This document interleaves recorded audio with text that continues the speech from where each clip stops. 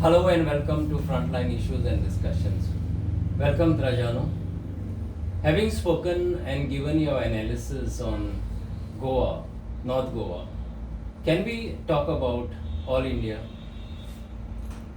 First of all, Peter, let me thank you for having me on your platform. Yes, on All India we can talk, then there should not be any problem. But I must tell you that my All India pick will be from hearing various pollsters, not like the feel I have of Goa. It is by listening to debates, listening to pollsters, listening to physiologists. And I picked up wherever I feel that they have been unbiased in their opinions. So we can definitely speak and try to understand what is happening at the All India level. Well, fourth phase of voting is over, and how do you look at it? See, in the first two phases, when the turnout was less, the BJP realized that it was their voter that was not coming out. See, there are people who believe that I don't want to vote for the BJP, but they are allergic to vote for the Congress or the opponent party, so they may have stayed out. The first two phases shows that the BJP was sliding. Then they did try to do some corrective measures. How much it has worked at the ground level, nobody can say.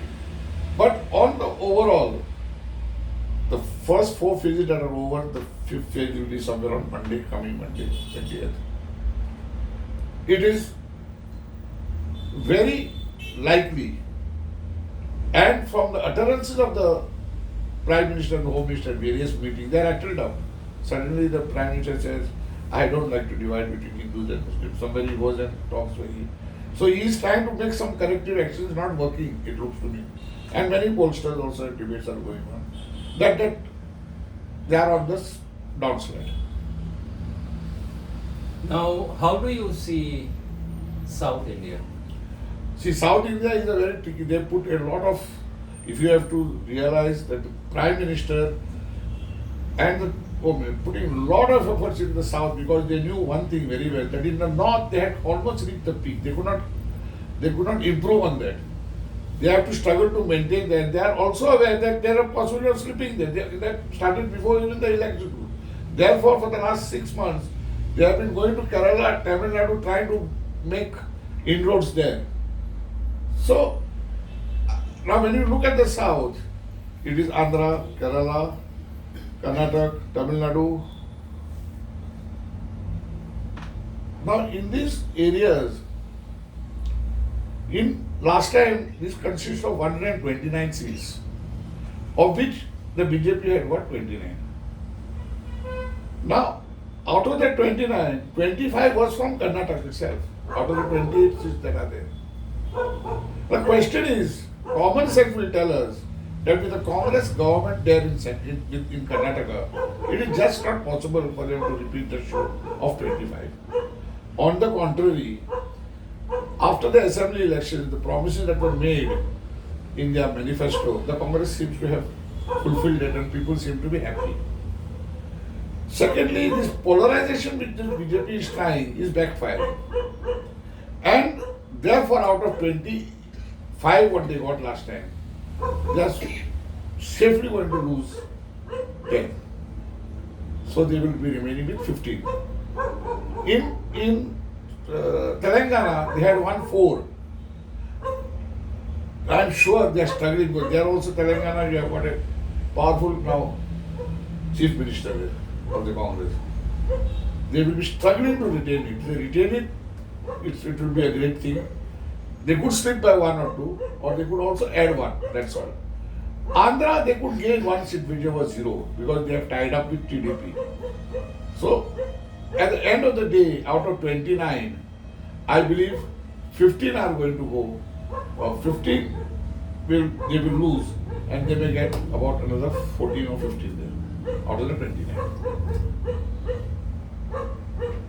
Since you are saying at All India, it is slipping from BJP's hands, and the narrative Char paar was just a hype which was created by BJP. See, I am saying it and I have said it earlier. 400 paar was a jumla with a strategy. The moment they hit that 400 par, the whole narrative and direction went of people talking that will they get 400, will they get 400. Instead of the narrative being, would have normally been, is BJP coming back to power. Now, why I am saying this, BJP had 303, that was its peak. Now, at 303, you have to lose 35 seats to go below 272. If you go below 272, then you don't have the majority by yourself. And moment you don't have a majority by yourself, the allies are no more going to remain with you. Allies are with you out of compulsion. ED, CBI, everything is lagao, income tax. So because of that, they are with you. Moment they know that you cannot form a government, they are not going to allow, the allies are not going to allow the BJP to form a government, to allow them to swallow them up again. So therefore, they are in a big soup to get a majority. They are struggling. 400 par is an absolute jumla. Well, this brings me to the last question. You have been very optimistic in saying that in your analysis that it is slipping out of BJP's hand. Can you give one reason to support your argument? See, let us understand how BJP came to power. In 2014, the BJP came to power on that India against corruption, G20, scams, on that scenario, and that big hype that was created, Lok Ayukta, we have to have transparency and all that. Many people, good people, educated people, sensible people, who love democracy, who love India, everybody loves India, but love democracy, who think, shifted towards the BJP, and they came to power. The 15 lakhs jumla, all that they played and they came to power. In 2019, in fact, he would have slipped. But what happened? Bagalkot happened, Pulwama surgical strike. It became a nationalistic issue. It became the pride of the nation. And on that, they swept. They came to 303.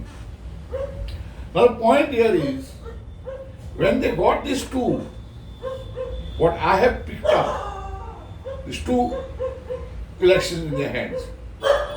After 2019, they started strongly pushing the Hindutva agenda. Now the Hindutva agenda, that I must remind you and tell you, that in Goa I have said that Hindutva is picking up, has picked up. Definitely, they are not, in Goa, nobody is voting for the BJP on governance. If it is on governance, the BJP cannot win both the seats. But there is this Hindutva working. But all India level, Hindutva is hurting them. Those people who had come in 2014 and those who voted in 2019 on the pride of the nation and on anti-corruption, they don't expect this hatred and division. And that is playing a game. They are going back to their original position. And therefore, BJP is slipping everywhere, and the utterances made by the Prime Minister's speeches are very clear. Well, thank you, Trajano, for taking your time out and sharing us with your analysis and your views on the whole All India picture. We also like to thank the viewers for watching us. Thank you. Thank you, Peter.